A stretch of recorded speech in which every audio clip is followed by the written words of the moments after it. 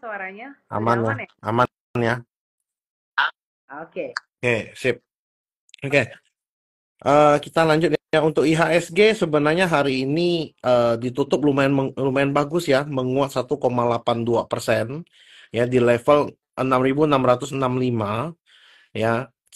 Dan mostly itu kalau kita lihat ditarik oleh big banks ya, ditarik oleh big banks. Nah, sebenarnya dari kemarin itu kan kita lagi menunggu rilis data CPI di Amerika.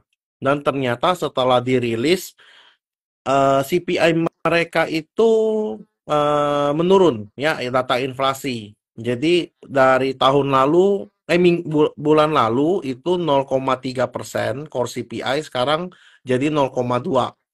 Dan CPI year on year itu dari 2,9% itu jadi 2,8%.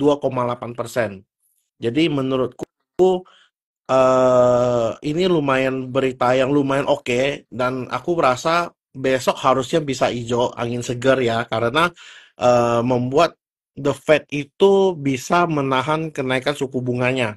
Jadi dia kemungkinan besar nggak akan naikin lagi gitu loh untuk periode ini yang nanti minggu depan akan dirilis gitu. Sama yang ketika kemarin kita koreksi yang cukup dalam itu kan karena Goldman Sachs itu downgrade Indonesia dari overweight itu menjadi market weight. Jadi itu sedikit menurunkan bobot yang ada di Goldman Sachs. Seperti itu mengikuti Morgan Stanley dan MSCI gitu.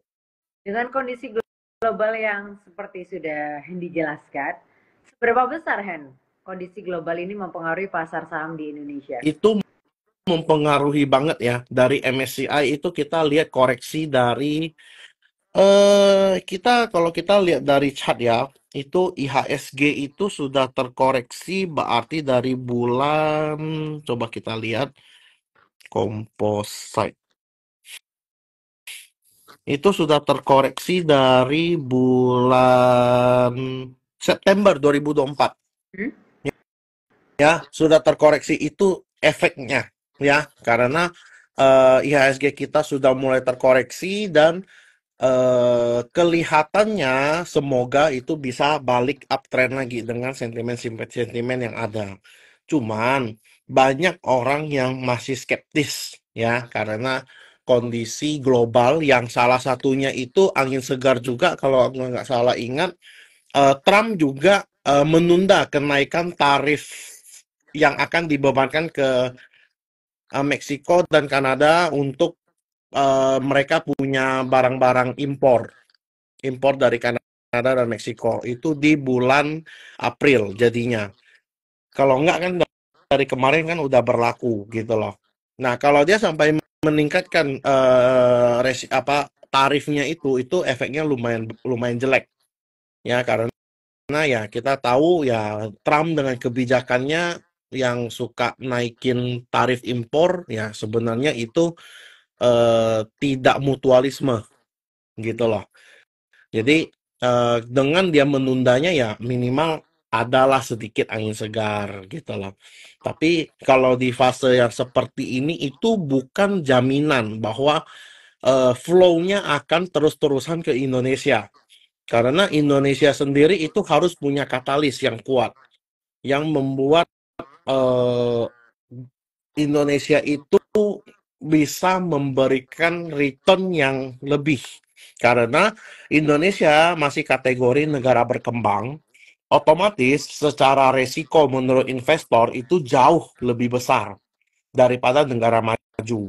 Meskipun pasti dengan resiko yang besar, returnnya juga pasti lebih besar.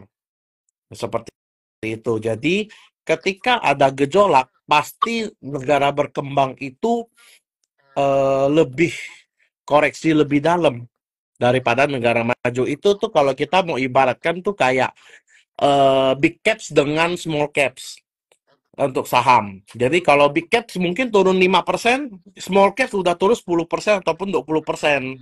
Nah, seperti itulah analoginya. Misalnya dihitung secara percentage, kondisi global itu memberikan pengaruh berapa persen pasar saham di Indonesia? Eh, besarannya? Lumayan ya, apalagi impact langsung yang seperti suku bunga, ya membuat investor itu menilai bahwa Indonesia ini seksi nggak sih gitu loh, ya.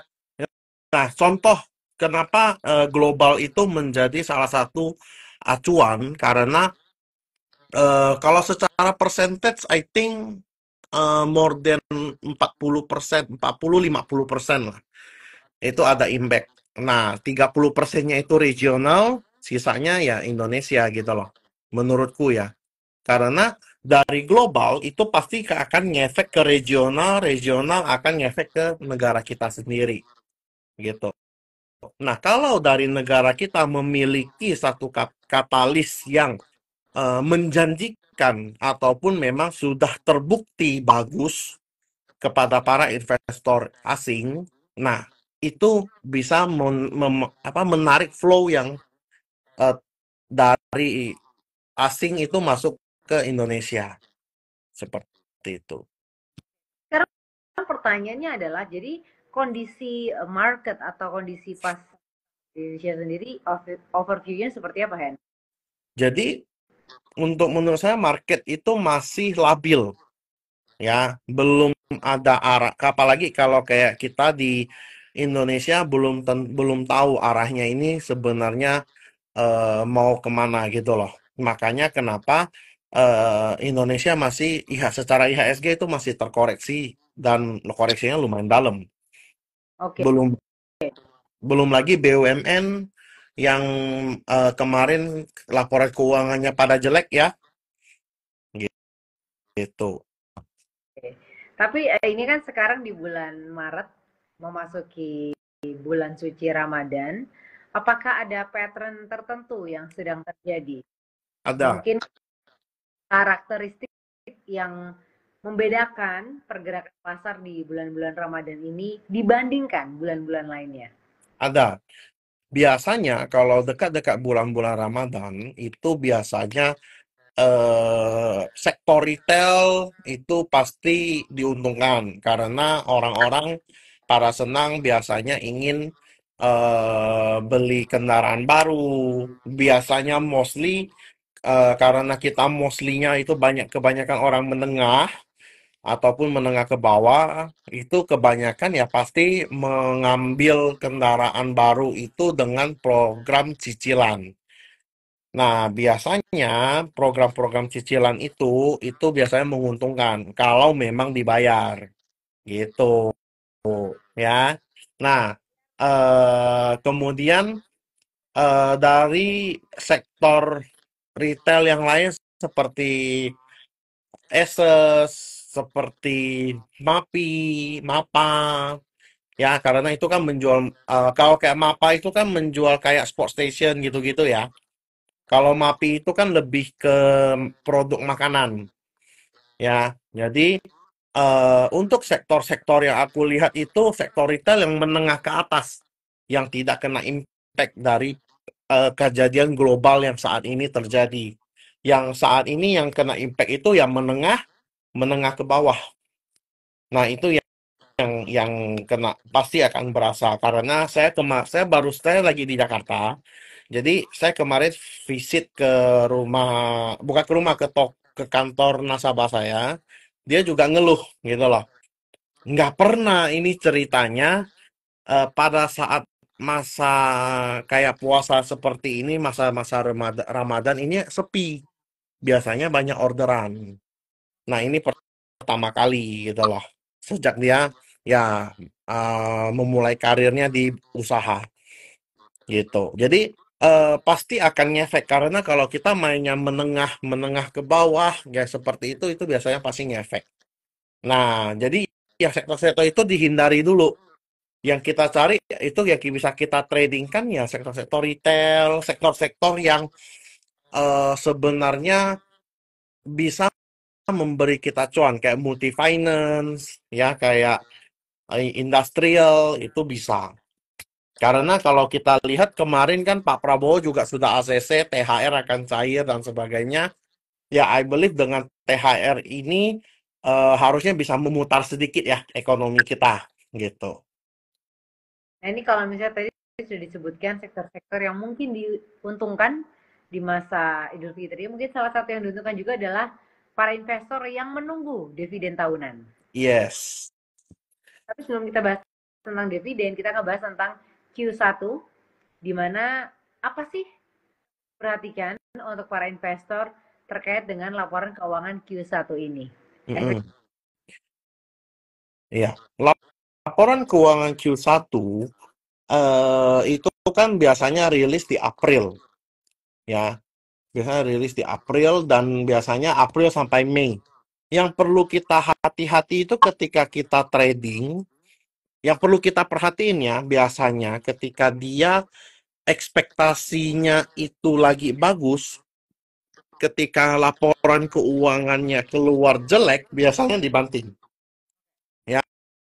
Tapi kalau ternyata laporan keuangannya bagus dan dia disupport, nah itu biasanya akan lompat. Nah itu lebih ke mesti analisa fundamental sih.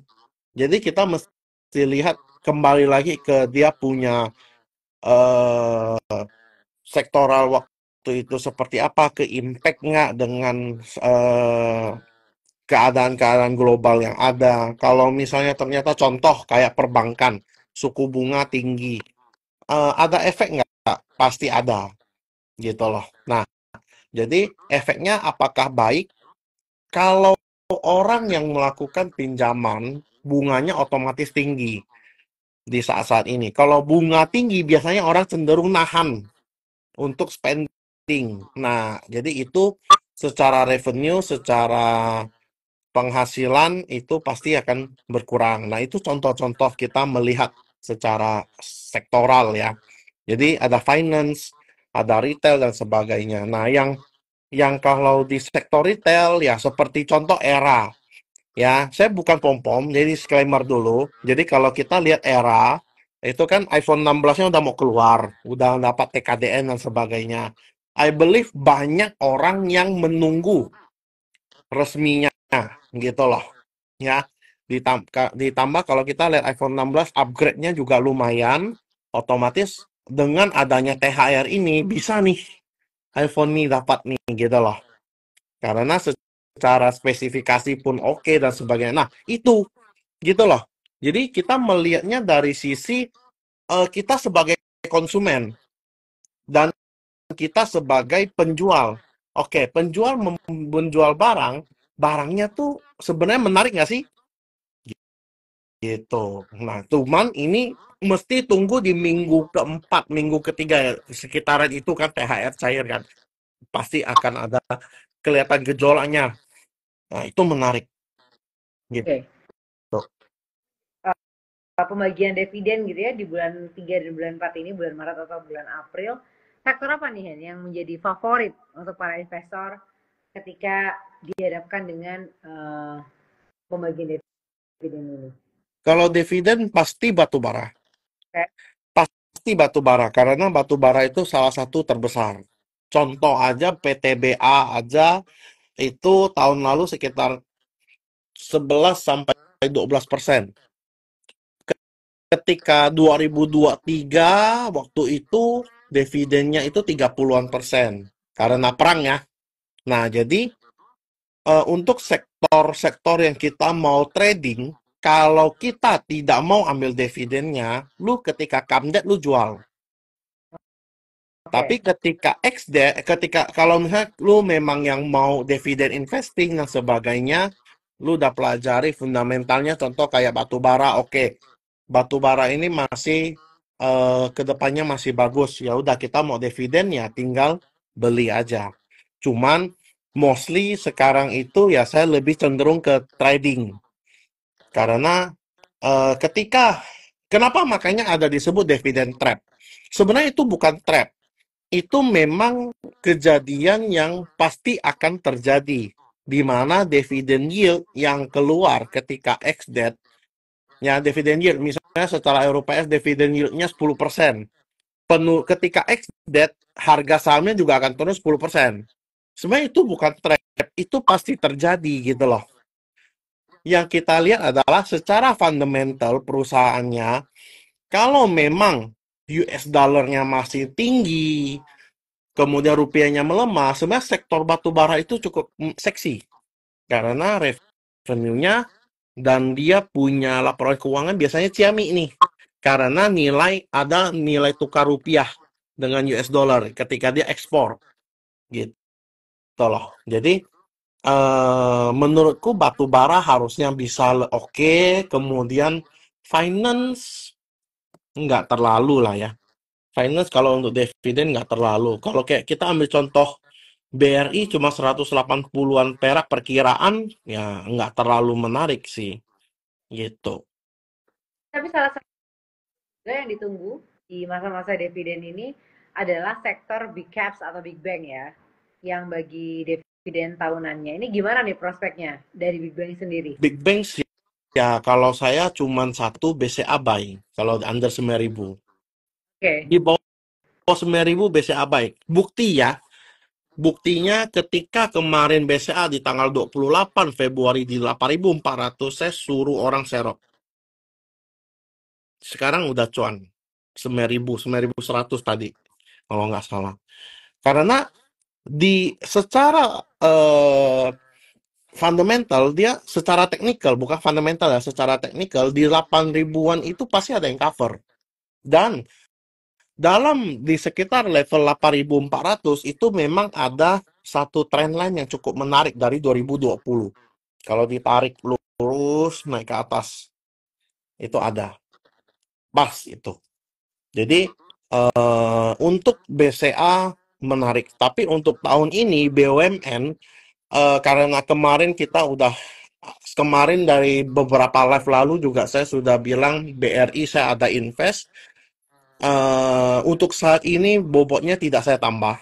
Saya biarin dulu sampai kegiatan politiknya selesai. Karena saya percaya ketika presiden baru biasanya ada reshuffle untuk BUMN. Jadi kita akan menunggu direksinya reshuffle baru kita lihat kembali lagi. Menurutku ya. Jadi biarin aja dulu. Oke, itu adalah salah satu saham big caps yang ditunggu. Nah, mungkin satu lagi ya, tentang sektor tertentu. Sektor apa sih yang punya potensi menarik dan juga peluang invest yang menjanjikan? Oke, kalau saya melihat untuk saat ini sektor teknologi itu lagi oke untuk saat ini ya. Contoh kayak MTech, SCMA, Bukalapak, Goto, yang kecil-kecil yang lainnya, WiFi, Inetdo. Nah, itu menarik sih. Sektor teknologi itu masih lumayan oke, meskipun eh, pasti ada yang koreksi kalau udah naik tinggi tajam ya. Contoh kayak WiFi dari 400 terbang ke 2.700, kalau dia koreksi dalam juga ya itu hal yang wajar menurutku gitu. Jadi setelah sektor teknologi, setelah itu retail masih menarik, kemudian eh, emiten-emiten yang memiliki corporate action, seperti contoh eh, saham-saham Bakri, ya Dewa Bumi, BRMS, itu masih menarik. Kemudian kayak bukan sektor sih, lebih ke saham sih, kayak sahamnya Om PP, Prajogo Pangestu, itu juga masih menarik. Beberapa lagi di support. Dan anak usaha TPIA kan juga mau IPO. Nah, itu biasanya memberi efek positif karena harga sahamnya harus dijagain. Disclaimer ya, gitu. Jangan lupa disclaimer-nya ya. Iya. Ini untuk teman-teman semuanya yang mau nanya, boleh saya buka aja kolom pertanyaan. Boleh ditulis di kolom pertanyaan atau di kolom komentar. Nanti kita akan bahas bersama dengan Hendy juga. Karena dari tadi kita sudah membahas nih ya, di bulan Ramadan yang seru apa, sektornya apa, potensi yang menarik apa, peluang investasi yang menarik apa gitu. Jadi langsung aja yang mau nanya, ini sudah ada pertanyaan yang masuk nih Hen sebenarnya. Oke. Aku nggak bisa lihat sih. Ini plus minusnya nih ketika update nih komennya diam nih ketika aku masuk. Kayak gimana Hen? Ketika komennya masuk, Nggak, komennya tuh nggak gerak, viewersnya juga diem nih. Masa cuma 24? Ah, oh oke, ini ah, sekitar 50-an Hen. kan nggak mungkin 24 makanya gitu. Kemudian pertanyaan yang masuk dari Hidayat Taufik, ini seharian tadi di IHSG itu hijau. Tapi kok Mm, apa? harian ini di IHSG itu kan hijau. Ah, Saham yang turun katanya. banyak saham yang turun karena yang naik cuma big banks. Eh, Banyak. jadi hijau Hijaunya hanya di big banks. Kalau kamu lihat kayak BRI itu 5% dan sebagainya, hijaunya cuma di big banks gitu loh. Karena kenapa big banksnya mau bagiin dividen, itu aja udah. aset ya. Iya, sesimpel itu aja. Karena kalau bagiin dividen itu orang kejar-kejaran di paling bawah Ya, gitu. Supaya tidak kena selisih dividen itu, dividen trap itu. oke. Kemudian ini pertanyaan selanjutnya dari Bambang Kakak. Bisa bahas Goto kinerja 2024 karena sudah keluar. Kalau untuk Goto, saya tidak terlalu melihat secara fundamental, jujur Li. Saya Goto itu sementara saya hanya melihat secara teknikal. Karena eh, terlalu banyak pihak yang eh, terlibat di dalam Goto. Ada Telkom lagi, ada Astra di dalam Goto ya. Makanya kenapa Telkomnya kalian lihat kayak gitu. Nah, jadi salah satu investor apa investasi di sananya lagi rugi gitu loh. Jadi kalau saya hanya melihat secara teknikal. Nah, untuk secara teknikal untuk Goto itu eh, udah cukup tinggi ya di sekitar level 80 tadi sempat. Nah, kalau misalnya untuk secara kinerja, kalau kita lihat eh, orang masih pesan GoFood dan promonya juga kayaknya banyak berkurang. Bener ya? Sih ya, kayaknya udah jarang ya promo diskonnya banyak gitu kan. Jadi bakar-bakar duitnya udah selesai. Nah, sekarang lagi making money gitu loh. Nah, permasalahannya adalah orang harus terbiasa dengan itu. Jangan sampai ketika kita mau pakai jasa, mau pakai layanan apps, tapi tidak ada bayar gitu. Jadi untuk sementara ya tunggu dia perbaikannya dulu. Karena dia harus stop bakar duit untuk dia bisa make money. Oke, jadi menjawab pertanyaan dari Pak Bambang ini mengenai pembahasan Goto adalah tahan dulu ya. Iya, tahan dulu. Ini pertanyaan selanjutnya dari Igu, nanya tentang harga coal sedang turun ditambah adanya DHE. Menurut Koko masih menarikkah emiten batu bara? Emiten Saya batu, udah hah? Emiten batu bara cukup menarik. Cukup menarik kalau misalnya kita lihat kalau misalnya memang US dollarnya naik, ya kalau memang US dollarnya naik, kalian lihat buka deh Indi. Lagi di support loh. Indi lagi di support. Kemudian kalau kita cek PTBA. PTBA juga lagi di support, ya kan? Kalau misalnya kita cek lagi apa? ITMG. Nah ITMG agak-agak kurang sih. Nah, cuman kelihatannya ITMG memang areanya sideways dan dekat-dekat sini memang area-area beli gitu loh.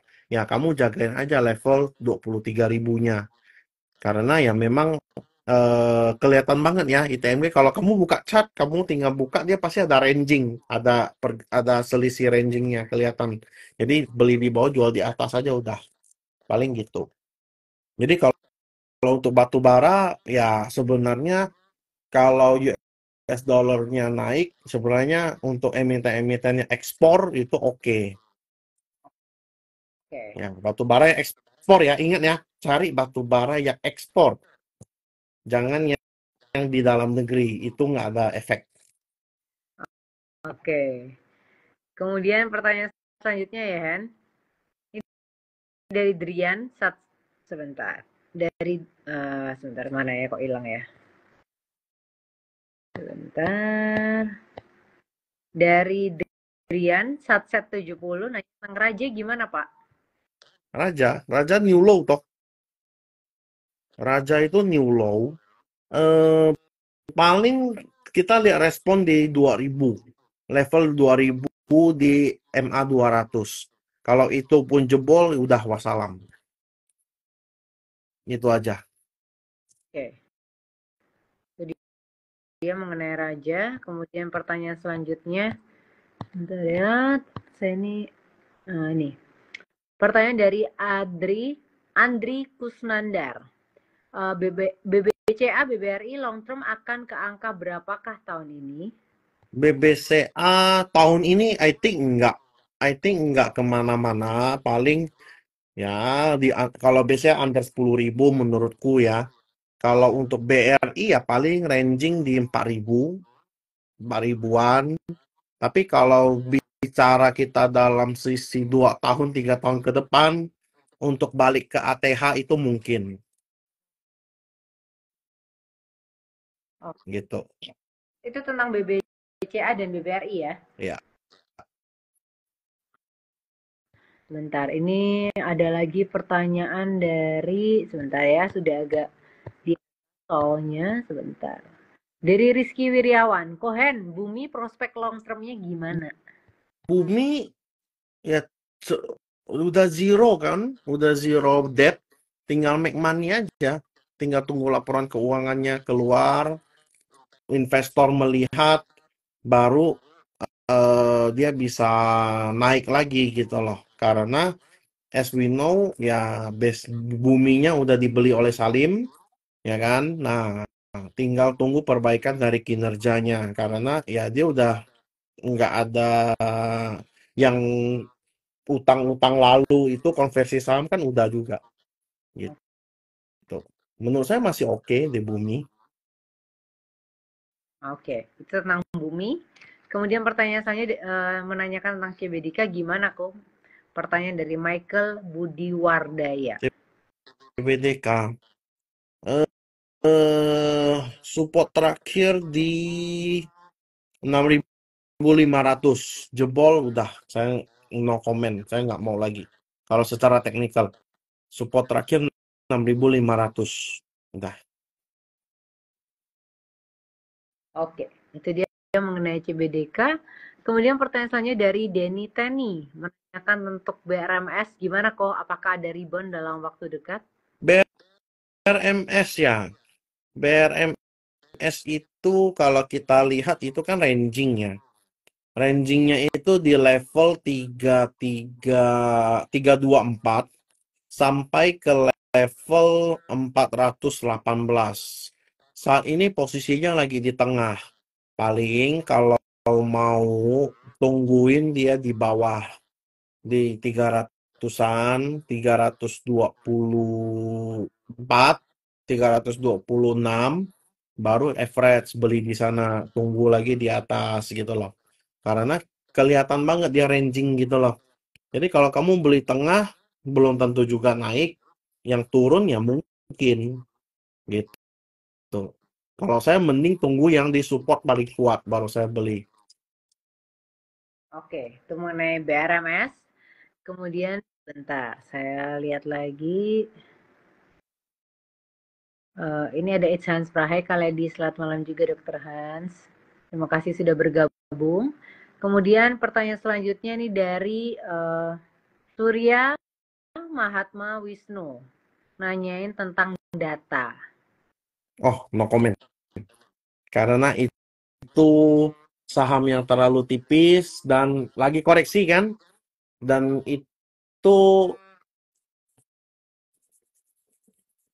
apa ya? Hmm, cuma naik sesaat aja dia udah naik. Dia naiknya tinggi, turunnya juga pasti ini itu udah hukum alam gitu loh. Jadi kalau memang eh, nyangkut di atas ya kalau bisa cut aja dulu. Secara teknikal ya, saya ngomong secara teknikal gitu. Ada apa di dalamnya saya nggak tahu. Ada corporate action saya nggak tahu apa. Oke. Jadi untuk data no No ya. comment. Pertanyaan selanjutnya dari Latif Hendri, nanya tentang BRI buat invest menarik masuk sekarang nggak kok? BRI, BBRI kalau untuk invest, kalau belum beli, tunggu aja di 3.520. Itu first buy. Second buy ya mungkin 3.170. Nah, tapi kalau dia ternyata break 4.170 itu otomatis buy. Karena dia udah mulai ada reversal gitu. Oke. Itu dia untuk BBRI. Kemudian pertanyaan selanjutnya ini sebentar. Dari It's Hanspra. Ya, Ada potensi naik kok, mau cut loss rugi parah nih. apa? Apa tadi? Bukalapak. Bukalapak average berapa kok? Menurutku sih harusnya masih oke ya. Bukalapak itu support terakhir di level 126. 126. Itu kalau dia berhasil tertahan di 126 aman. Kalau jebol ya itu meningkat deh. Oke. Tadi supportnya di berapa Hendy? Sorry. 126. 126.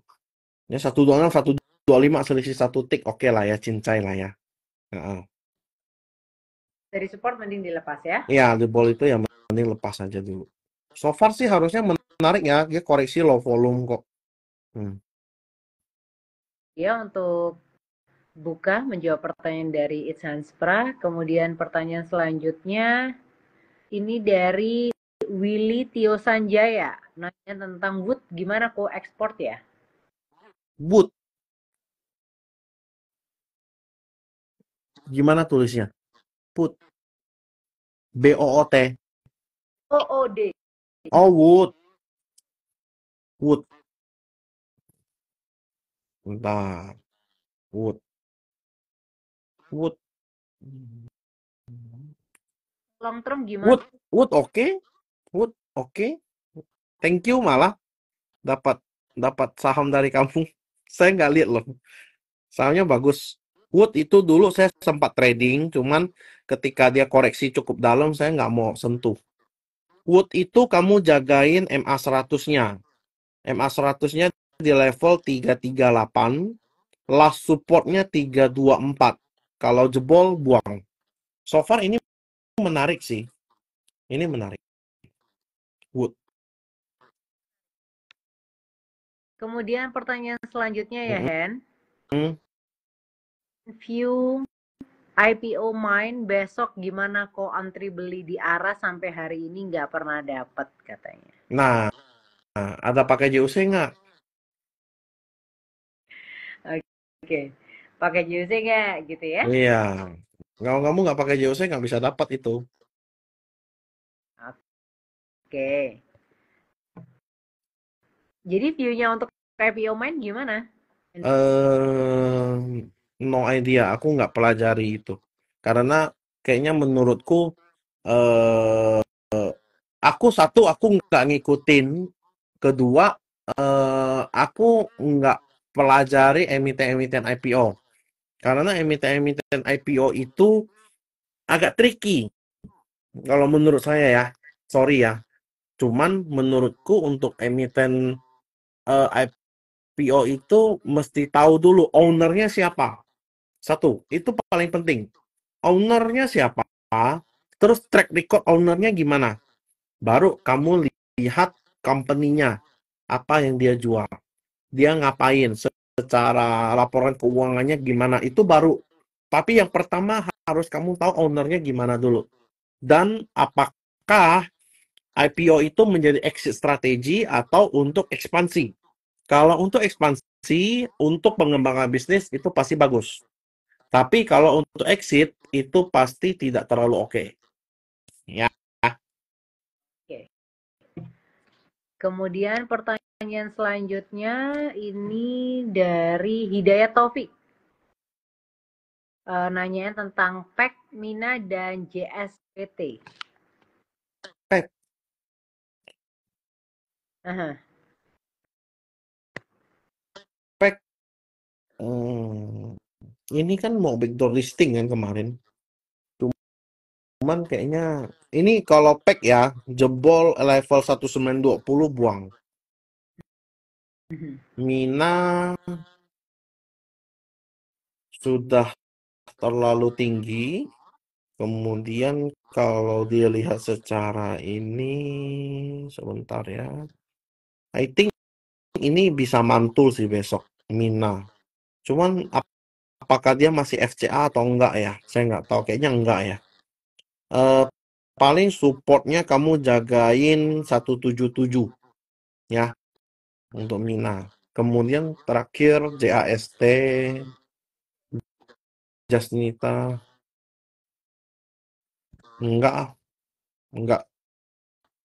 JSPT benar. Oh, JS, JAST atau JSPT? Oh, JSPT. JSPT. Aduh. Kenapa tuh, aduh? Ini gimana mau lihatnya? Nih, kamu lihat ya, Ci ya. Tuh. Ini gini. Gimana lihatnya? Bolong-bolong kayak gini. Ini JSPT toh. Bolong-bolong. Enggak deh. No comment deh. Nggak berani. Aku nggak ngikutin soalnya. Oke, itu dia menjawab pertanyaan dari Hidayat Taufik mengenai PEC, Mina, dan JSPT. Kemudian pertanyaan selanjutnya dari Agung Gumelar. Mm. Retail pas puasa mau lebaran gini apa yang bagus kok? JMSR menarik nggak? JSMR. Jasa Marga. Tol. Mau Idul Fitri kan banyak yang pulang nih ya. Iya, pulang mudik. Hmm, teknikalnya masih jelek. Teknikalnya masih jelek. Cuman kuncinya ada di level 4.170 sampai 4.270. Kalau dia bisa break, nah itu baru menarik. So far bisa jadikan watchlist, ya bisa jadikan watchlist karena ya THR harusnya semoganya bisa membantu. Cuman ya lu harus tetap ngikutin technical sih menurutku sih. Ya jadi tadi 4170 sampai 4270 itu resistennya, ya. Hmm. Sip. Ini sekalian menjawab pertanyaan dari Agung Gumelar juga. Dia nanya, cycle after lebaran kemana kira-kira kok? After lebaran itu biasanya kan sudah selesai, kan tunggu laporan keuangan. Kalau setelah lebaran itu kan berarti tunggu laporan keuangan Q1. Itu berarti di April dan Mei. Biasanya Juni juga ada. Nah, kemudian setelah itu di di second half itu biasanya perotasi sektor lagi loh. Itu biasanya kayak gitu. Jadi sektoral kayak kayak ini sekarang banyak konglo-konglo yang main ataupun trading-trading yang lagi makanya saham-saham trading yang lagi main kayak Tekno sekarang. Nah, biasanya di second half biasanya kalau ada window dressing ya biasanya big caps ya. Biasanya, tapi tidak pasti. Kayak tahun lalu big capsnya jelek. Oke, itu cycle after lebaran Ya, ya. Kemudian pertanyaan selanjutnya ini dari Bambang Kakak nanya tentang AADI, batu bara ekspor atau impor? AADI, AADI mah pasti ekspor lah. Itu kan Adaro kan.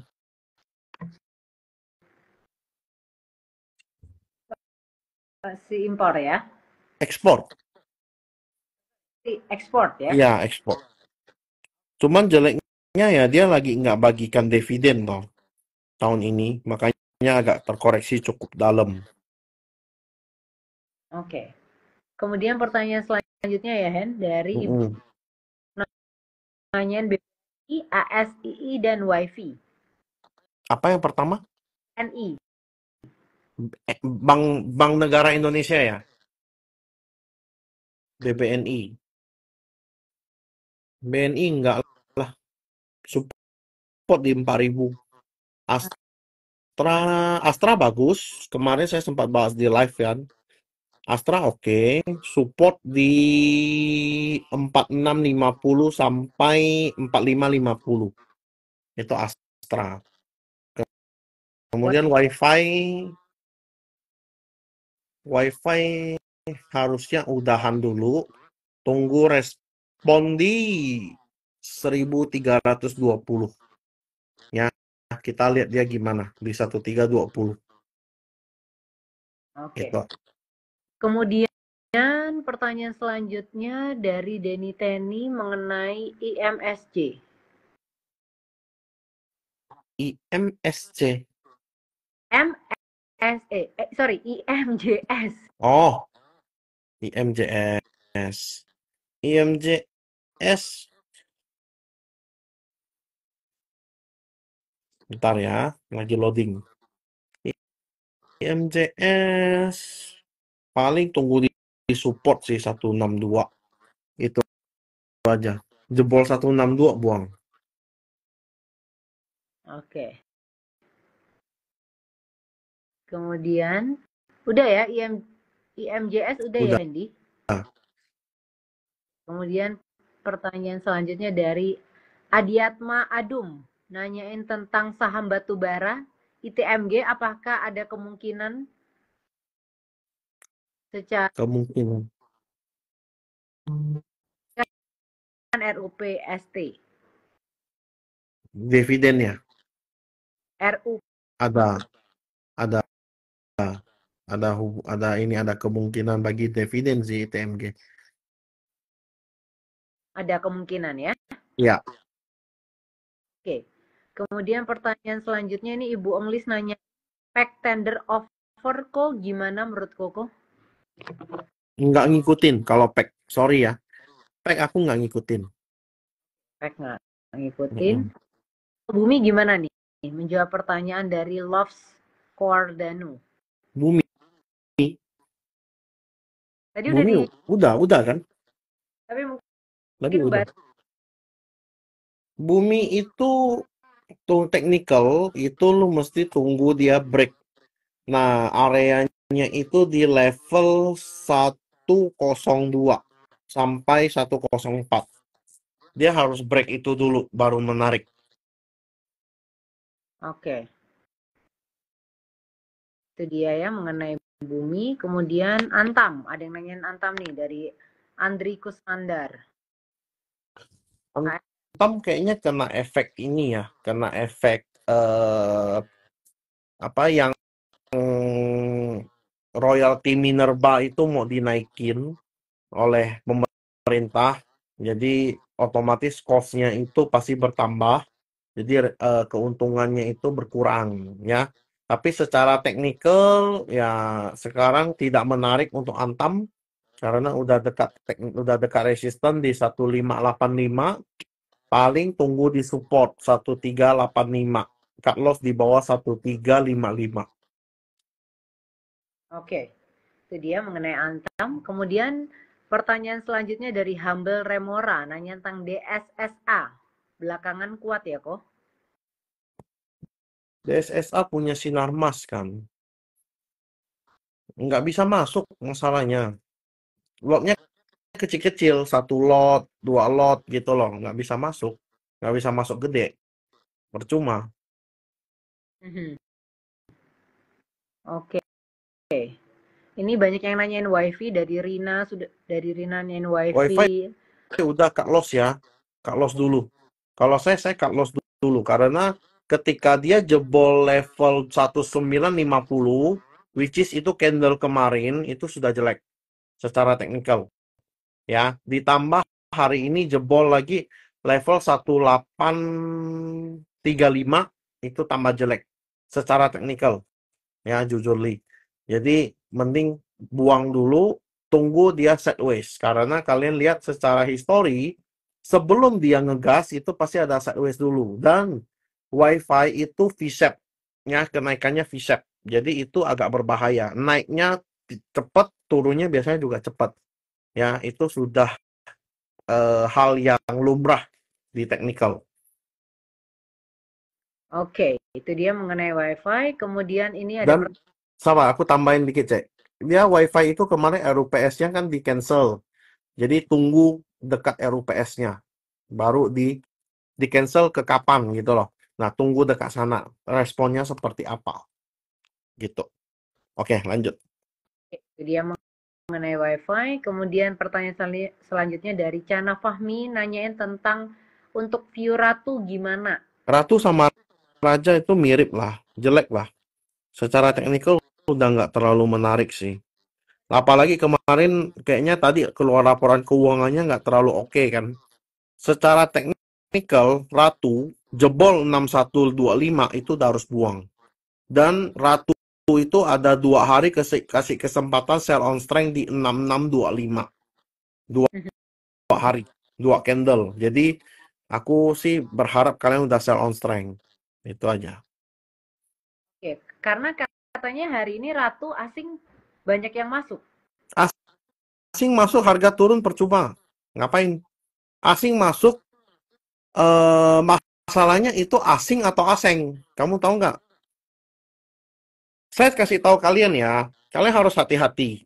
Saya, Hendy, saya beli saham tidak harus di JUC. Ingat, itu rules pertama di investor. Saya bisa beli menggunakan sekuritas Sukor nggak? Bisa. Saya bisa menggunakan sekuritas Mire nggak? Bisa. Saya mau pakai JUC nggak? Bisa. Saya mau pakai sekuritas asing kayak JP Morgan bisa nggak? Bisa. Jadi jangan terkecoh, itu adalah brokermologi. Belum tentu itu beneran asing. Ya, itu pertama. Kalian harus ingat. Kalau foreign narik dan beneran foreign, mostly itu naik. Masa sekarang, saya tanya kamu ya, kamu adalah investor, oke?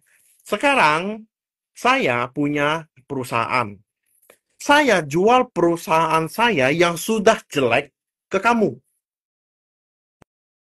Yang sebenarnya laporan keuangannya kamu sudah lihat, oh laporan keuangannya lagi jelek nih. Contoh ya, saya nggak bilang Ratu jelek.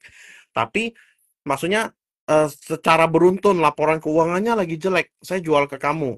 Masa kamu mau? Nah, sekarang kalau kamu mau, pertanyaannya, apakah kamu nomini atau enggak? Gitu loh. Jadi nggak pernah eh ketahuan itu distribusi menggunakan broker foreign atau enggak. Gitu loh. Nah, karena ingat, orang yang beli di IPO 1435 sampai 2800 itu sudah beggar 9 kali. 8 kali sampai 9 kali. Masa dia nggak boleh take profit? Ya, sesimpel itu. Oke, ini seru banget ya ngebahas tentang foreign ya. Karena gini, Ci, mostly investor kayak retail ya. Kita ngomong retail, saya dulu juga terkecoh, jujur Li. Karena eh, saya cuma melihat kode broker. Oke? Contoh kayak JOC kode broker YB. Itu kan lokal ya. Tapi kalau ternyata dia foreign, kode brokernya itu warnanya merah biasanya. Nah, mostly retail itu cuma lihat, oh BK makan, AK makan, KZ makan. Dianggapnya asing. Padahal bisa jadi investor lokal yang menggunakan sekuritas asing. Oh, oke. Bisa Yap. dong, contoh Cici mau beli saham, kan tidak harus di JUC.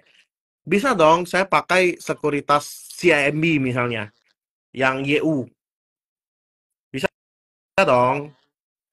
dengan hal itu ya. Iya, jadi tidak, dan pemindahan saham itu sangat mudah. Contoh, saya dari JUC, saya mau pindahkan ke Cici misalnya ya. Jadi saya tinggal dari saham dari saya tinggal melakukan transaksi nego dengan Ciledi. Atau saya dengan orang yang sama, saya memiliki 8 ataupun 10 sekuritas. Saya tinggal pindahin emitennya. Karena pemindahan saham di sekuritas itu cuma kena 25.000. Oke. Oke? Jadi jangan pernah terkecoh dengan hal itu. Asing dan asing itu dua yang berbeda. Oke? Asing itu orang bule, asing itu orang lokal. Ya udah habis, sudah jam 9. Jadi terima kasih banyak untuk teman-teman semuanya yang sudah join, yang sudah ikutan ngobrol juga pada nanya-nanya. Tapi mohon maaf karena keterbatasan waktu, jadi tidak semua pertanyaan bisa terjawab. Tapi hampir sebagian besar sudah terjawab. Jadi terima kasih banyak juga untuk Hendy yang sudah bergabung malam hari Thank ini, you, Ciledi. memberikan yang masuk. Terima kasih banyak Hendy. Thank you, Ciledi. Itu akhir kata, saya Lady Leo pamit, Hendy juga pamit. Terima kasih dan selamat Malam, malam. bye-bye.